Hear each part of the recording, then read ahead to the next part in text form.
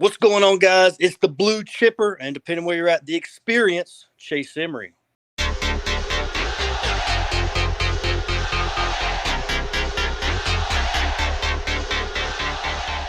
we doing tonight? Awesome. How are you, man? Doing well. Thank you for being with us. Yeah, thanks for having me, man. Oh yeah, not a problem at all. So, just to start off, I wanted to say, man, I've seen you wrestle for the past couple of years, and always impressed at how you can flip characters. Yeah, Really enjoy that, and really enjoy watching you wrestle. So, yeah, we've been that's the reason. we've been Go ahead. bumping each other a lot here lately, haven't we? Oh yeah. It was so initially a couple times PWF Yep. back in yep, and then here lately, yeah, man, you've definitely picked up being around the area, and I go to a lot of shows. So Yeah. I've been wanting to get on your podcast for a while. I think one time at a show when I was actually going to the ring, I walked by, and I was like, "Hey, let me get on your podcast." yeah, we initially I finally got to see you again. The first time in a while was at WrestleCade last year. Yeah.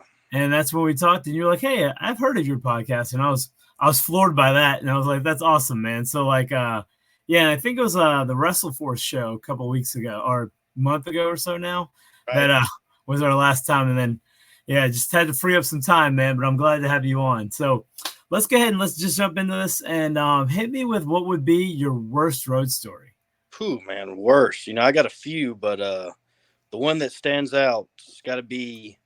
It was April of 2022. Okay, so I'd wrestled at the Beach Show. I don't know if you ever heard the Beach Show. It's ran by OSCW, Old School Championship Wrestling, down there in Hanahan, South Carolina, and they do a spot show once a year at Isle of Palms, right on the beach. Great show. I actually just did one. They had it again a few weeks ago. They drew like 700 people. And so this was 2 years ago. So I'm coming home from that. And I remember I was the first match that year, and I'd stayed the whole entire show. And, when you do that, you kind of, your adrenaline's up, and then you fall down. So I'd stayed, I helped, I actually stayed after, hung out with some of the guys. And I left kind of later than I normally do. So I was driving pretty late, and I actually on I-26 right below Spartanburg, I actually fell asleep at the wheel, and I wrecked my truck that I was driving at the time. I totaled it, and I swerved off the road and hit like the median cable, and it sliced up my truck. So luckily, it wasn't that bad of a wreck.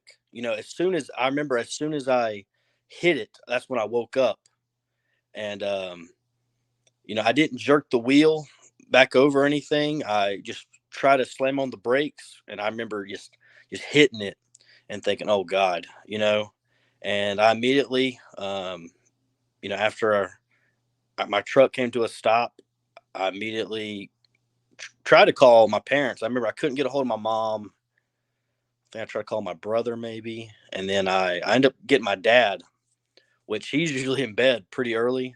So I was pretty shocked whenever he answered. This was past midnight. I called him, then I called 911. Told them what happened. And I remember a state trooper came, and he was talking to me about it. So yeah, that was a rough night, because I remember, that's from where I live. That's about a 4.5 hour drive. And at the time when I was, I was pretty new, like, I wasn't used to driving as much as I am now, which I'm more used to driving. 4.5's nothing. So, I just got tired, and man, I fell asleep.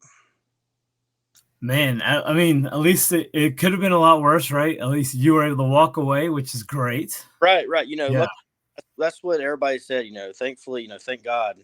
He was watching me that night, Oh so yeah. no injuries, nothing. Nothing. So, oh man, I am lucky. Yeah. What year was your truck? That had to be an actual truck, not like what they make now. Well, it was a 2012 Toyota Tacoma. Oh, okay. But, Well, yeah, Tacomas are big boys, so Tacomas are, man, those they're mid-sized truck. They are hard yeah. to find, now, because they're so expensive. And if you're buying a used one, around, the year I had one, they get sold up so quick, and they're great trucks. Yeah. Good deal, man. Yeah, glad that's. I mean, I understand definitely why that's the worst road story, or a bad road story. But yeah, I mean, good ending. You were able to, you were able to walk away. So yeah, I mean, usually a number of, I've had a couple of car accident stories, man. And every time I'm like, yeah, I'm never gonna discount that as a bad story. So And I'm just yeah, ready for. I think it's after 3 years. That's when the insurance goes back down. So that when you wreck, that insurance goes up, oh and yeah, but and then after that, it took me because I wanted make sure I got another good car, for wrestling and traveling. So it took me about a month to find a good one after that. So it sucked because I still had other shows I had to get to. I remember I think I rode with a couple of guys, borrowed my mom's car, so yeah. I did what I could to make it work. I didn't cancel shows, that's for sure. That's awesome, man, and that's a positive right there too, man. Like you're like, I'm holding my dates, Yeah. so good deal. All right, man. So let's flip this to a good road story. What would be your best road story? Oh, dude, probably, it's always better when you ride with, some other wrestlers. And I gotta think, just riding me and do you know who Christopher Prince is? Dude, love Prince, man. Yeah, he's a good dude. So when I first got into wrestling, 2 weeks later he showed up to the place I trained at and he started. So we broke in right at the same time. Um and we weren't friends. I mean, we weren't really close friends at first, but just over the years of seeing each other all the time, we have become close. And probably the best road trip is me and him, going up to West Virginia together. This was, probably back in December of last year. And I remember we wrestled on a Thursday night in West Virginia. Then we traveled, up north to, northern West Virginia. We was close to Pennsylvania. We wrestled a show, we stayed together in hotels. We ate together. We trained together, in the gyms. And remember just us talking, while we're driving and stuff. And that's the best, probably my favorite so far, road story or road experience. I'm with you, man. No, yeah, I always think a good travel buddy is definitely worth everything, man. I think it makes every experience better if you got a good friend of yours with you and doing it. Yeah. Absolutely. So with that, man. All right. So with that, we'll jump into some questions. The first one is what's your go-to place to eat when you travel? Ooh, so go-to place, and it is kind of hard to find with the area. So I probably favorite place I go to depends on the area I'm in. So my favorite place, top of the line, is Bob Evans. Oh, I love eating there. So whenever I go there, I'll have their steak and eggs. So they used to have it was like a sirloin steak and for breakfast on their breakfast they have sirloin steak and you can get scrambled eggs with it, an egg option.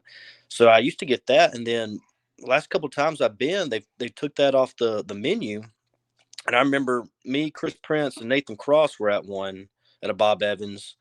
We was in West Virginia, and they we were like, hey, do y'all still have this as like an option? And they're like, yeah, it's not on the menu, but we can make it. So we did that. But and then this past weekend I was actually at a Bob Evans, and for breakfast I was just by myself, and I asked them if they could do that. And this Bob Evans, the waitress said no, we took that off the menu. So I had to modify it, and so I had to get sirloin tips and egg whites. But it was, I made it work. But yeah, that's the best place to eat. I got you, man. I think that might be the first Bob Evans call out on here for that one. We Oh, get a lot of sheets and Waffle House and things like that. yeah, yeah. So Yeah. gas stations. If I can't find a Bob Evans, you know, I love Sheets gas station because they carry the Zoa energy drinks. That's the rocks. Mhm. Oh, those are so good, man.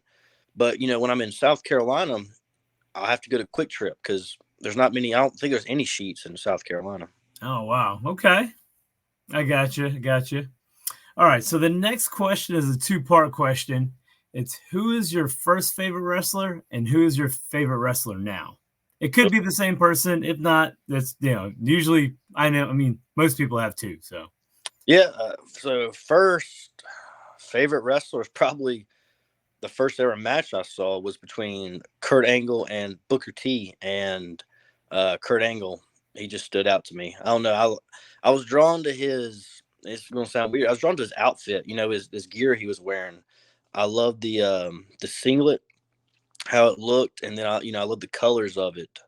And I just remember anytime he wrestled, when he'd take the straps down, I was drawn to that. I remember, he's talking about that all the time. And it's a big reason why I did, amateur wrestling all those years was because I loved Kurt Angle so much.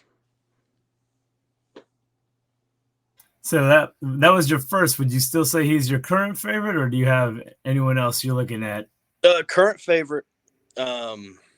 Okay, my favorite right now, it's got to be the Dynamite Kid. I first started watching wrestling in 2005, and up until I got into wrestling, I never really went back and watched the old stuff. And I remember, this has been a couple years, but I discovered, Dynamite Kid and, Tiger Mask and, their Japan matches, and just watching that. And it just really stood out with, Dynamite Kid, his intensity, how real he made wrestling look. And, just, just when he does a move, you can just see the intensity in his face, but you can also, hear him. He'll grunt, and he's got that thick, like English accent, that British, UK accent, and it just stands out. Yeah, no, I know exactly what you mean, dude. I was like, And I kind don't, of my kid. yeah, and I don't really watch much like modern wrestling that comes on today, but do you see where his nephew actually made his debut for AEW? Who's his nephew? His name is Thomas Billington, and he goes by, Dynamite Kid Thomas Billington, and he looks. Yeah. When he made his. Wait, I did. He did. That was like last week, wasn't it? Or yeah, that's Saturday. He wrestled on. Yeah, last week. Yeah. He wrestled Dax. Yeah. Okay. Yeah. Oh man, I did not put that together. I bet they even mentioned it. I just zoned it out while watching the match. Yeah. Just like the original Dynamite or his uncle, and yeah.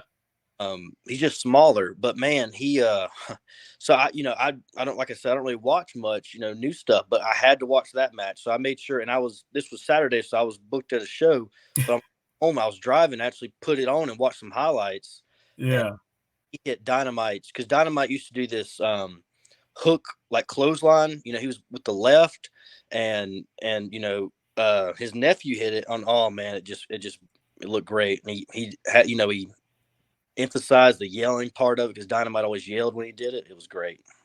It's funny that you talk about Dynamite, because like, him being one of the, like, when he was with his team, like him and British Bulldog, right? Like they were both big dudes, but you have a very similar build to Dynamite with his shorter stature and his stockiness. Yeah. Because you and I are like roughly the same height, but you're like, dude, you're jacked, man. So like, appreciate it. Yeah, dude. So it's kind of funny you said that. I was like, he can kind of pull that off. Yeah. I would like to, I love, Dynamite's look. Yeah. Oh, definitely, man. Because even though, like you said, he was a shorter guy, but I don't think anybody, well, probably back then they would say, oh, he might be too small. But if you put him in modern day, dude, like nobody cares about the height, because if you're that jacked, Yeah. Exactly. It's all about like, your look, and he definitely had a good look. I have to agree with you on that. All right. So the next question is, who is your favorite person to wrestle? Ooh, man, that's a good question. It's okay if you have multiple, man. I think Chance still holds the record for the number of people he mentioned. Chance Riser. Yeah. So let's see, I might have a couple. Yeah. Probably, I've only wrestled this guy 3 times. His name, you ever heard of Drew Adler? Oh man, Drew Adler was my 3rd or 4th episode on here. I love Drew. Really? He's a good guy, yeah. So first time I wrestled Drew, it was a little bit of a style of it was a clash of styles and psychology at first, but we had a good match. I thought it was, and then the second time we wrestled, we killed it, man. It was great match. We had a packed out house down in this was at 3 Count Pro Wrestling down in Greenville, and then I wrestled him again in Anderson, South Carolina, beginning of the year. And every time, man, I don't know what it is. I've always heard, some people used to have a connection. You have that chemistry with. I think me and him had that chemistry. We first time we ever touched. It was good. But then other people I like to wrestle is definitely Christopher Prince.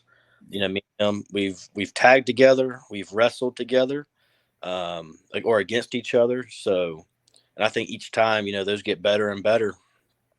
So those probably be my two guys right there. Awesome. Yeah, dude. Yeah, Drew and Chris are both good dudes, man. I enjoyed watching Drew the first time I saw him, and his whole pre-workout gimmick that he had. Oh my goodness, like that killed me, man. Like, and then he's just entertaining all around. So yeah, I could see that. Plus, like he's got some good psychology in the ring. So I could see what you're saying there, man.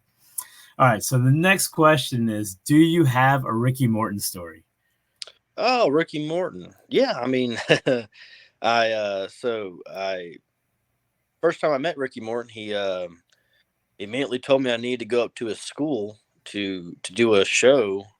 So I remember, actually the first time I met him, I actually wrestled him. Oh, nice. And it was a 6-man tag, and I hadn't even been wrestling a full year yet, and this was during the pandemic, or we did an outdoor show. I forget when, but it was in Gastonia, somewhere in Gastonia, North Carolina, and we somebody was supposed to be in that match. I wasn't supposed to originally be in that match, and Ricky was supposed to be in the main, and the person that was going to be in that match they lived far away, so they were like getting late to the show, and apparently Ricky wanted to leave early, so he asked if he could be bumped up on the card like right before intermission, and they were like, well, nobody, you're one of the guys for the other team's not there yet, and I remember they put me in there, and we had that 6-man tag, and then I went up to his school the next day, and it was me, Braden Marshall, and Christopher Prince. Oh. We trained some with Ricky Morton's son, and he was just and Ricky was great to us. Just an overall great human being. I saw him at that a show a few weeks ago. It was in Ashbrook High School. You were there. Mm-hmm. Locker room, and I talked to him there, and he was just. I really thought he wouldn't. I feel like a guy, that him has been around so long and sees different people all the time, different areas of the world. Like, he's not going to remember me, but every time he acts like he knows me. So I'm like, does he remember me, or is he just, Dude, I know exactly what you mean, man. Because Ricky, we're so lucky to have Ricky around the Carolinas as much as we do. Yeah. And he talks to me like when he comes around, he sees me, and I'll be like, oh my goodness, like Ricky acknowledged me. So yeah, like I know exactly what you mean, man. But he's so fun that like sometimes I can't tell him he's joking or not. So because he's always joking, so it's like I do have one more funny. Go for it. Funny. So I was in the locker room, and it was him. When him and Robert Gibson are around, they kind of play off each other. You'll hear them arguing, and it's just funny. But this was hilarious. It was at a show, and his phone starts ringing. He's like saying it's his wife, and he starts cussing. He's like, I told this, never call me while I'm at wrestling. And he's like really bad. And then he answers the phone, and he's like, oh, hey baby, how you doing? It just changed. I just started laughing. It was so funny. Oh, dude. No, yeah. Ricky's a character, man. Robert is just as funny too, man. Like next time you see Robert, ask him to tell you a joke. He's got a bunch of like just quick one-liners that are just great, like his impression of a duck. Yeah, it's great stuff, man. All right, so next question is, do you have a George South story? George South. I mean, I'm so I not really a story, but just the George South experience. He's texted me a lot over the last 2 years. Just telling me he's praying for me all the time. He's thinking of me, and he's just he's just a great guy. Every time I see him, we'll talk, and he's just always been really good to me. So I mean, I'd love to wrestle him and learn from him, because that's a guy that's been at it for a long time. Yeah. To me, those are the best workers, because I mean, you can do all the moves, but and have all these great matches, but if you're done before you're 40, it's like, you know are you what's a good worker? I mean, a good worker to me has longevity. Oh yeah, And George has definitely got it. that's for me saying, I love Dynamite Kid, but you know he wasn't walking by the time he was 40. He did so much crazy and impactful things. So Yeah, very true. just crazy. You could how you have a guy like George South and Ricky Morton. They're nearing up there in age, but man, they still can go. Oh yeah, man, and they're both still very entertaining. So Yeah. yeah, I'm with you. I totally. That's like, it reminds me of that show we were at in Greensboro, right? Where it was Ricky and Tommy against George and the Cooker, right? Yeah. And I mean, there was 10 minutes of them just bantering in the ring before the match even started, and I was crying. Like, it was just, like, Oh yeah. oh yeah, They're good great. stuff. Good That was, stuff. I'm with you. that was the first time I've ever met Tommy Rich, which was great. He's great, another great guy. Oh yeah. Tommy's a great one too, man. All right, so this is our big question, and it's if you could only watch one wrestling match for the rest of your life, which match would it be? Man, that's got to be, for me. It's got to be, if you're going to watch any match, I would love to watch Benoit and Guerrero matches. Oh, And you can do it different eras too. You could do when Benoit was Wild Pegasus, and Guerrero was Black Tiger, or you can do the stuff in the WWE. To me, it's all great. I oh man, I'm with you there. Those are go hard, quick actions. Yeah. And just the mat work on that is technical. They do the modern moves, but they build up to them. They start out with that crisp mat wrestling, and it's just great. And then they get into the big moves of the match, and they hit them, and they mean stuff. They don't just hit a move for no reason. There's great matches if you're wanting to learn, and how to put a match together. Watch those matches. They're great. No, I totally agree, man. I'm a big fan of the technical wrestling. I mean, I love the the big moves, the big spot moves and stuff. But yeah, like, I guess it's different when I know how hard it is to do the technical things. Yeah. And like, so I'm always impressed at how smooth people can be when they're doing that. So yeah, totally with you on that, man. And it's like though like Benoit and Guerrero, like mid '90s in Japan. When you watch those matches, it's like, man, this is like watching Dynamite Kid and Tiger Mask. I sent my girlfriend. She's into wrestling some, not as much as I am. She likes to watch like Dark Side of the Ring. A lot of behind the scenes stuff, and I sent her Dynamite Kid versus Tiger Mask, and she thought that Tiger Mask was Eddie Guerrero, and I was like, no, that Eddie, that was 10 years later is when Eddie Guerrero was Black Tiger. Yeah. No, I got you. Yeah, no, that's cool, man. It's awesome that your girlfriend at least is involved somehow when it comes to wrestling, man. My wife is zero into it, so it's me and my little one, man. We do everything together. Yeah, yeah, I'm just glad she doesn't take it from me. Right, I used to bring her to some of the shows, but she hasn't. She has a little bit of a health issue, so when she gets better, she'll probably start coming back, because she loves going to them. Okay, that's cool. Yeah. My wife said when so my son is 10. You've seen him. He's with me every time. He's in amateur wrestling right now. Man, yeah, he Zuka King and Zane Dawson, Dave Dawson actually. They're always buddy with him. And after one match one day, he was like, "I think I want to do this," and I was like, "Well, if we're gonna do this, we're gonna do it right." So, amateur wrestling, jiu-jitsu is up on the way, and then we've got 6 years of that before he can even do anything pro. So, look, what I respect to kids that are 17, 16, jumping into pro wrestling, but man, it's do amateur wrestling, build that foundation, and you'll have legitimacy to you. When you do pro wrestling, of course, I've always told people, because I did amateur wrestling for 13 years. Nice. Amateur wrestling it's tougher, in my opinion. It's more, it's tougher on you, but pro wrestling is more dangerous and harder on the body. So it's, they're both, hard things. But where's your son?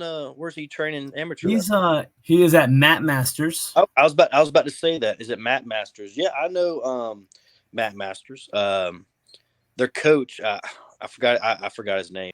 Hewitt, Coach Hewitt. Yep. Hewitt. Yeah. Son who wrestled, who was good. So yeah, man, keep them there, make them go to some tournaments, and just build up that fountain. Because the more amateur wrestling, jiu-jitsu, he wants to be a pro, because that's what I did. Whenever I started amateur wrestling was because I wanted to do pro wrestling. And I remember first time I ever went, I didn't like it because it wasn't like pro. Oh yeah.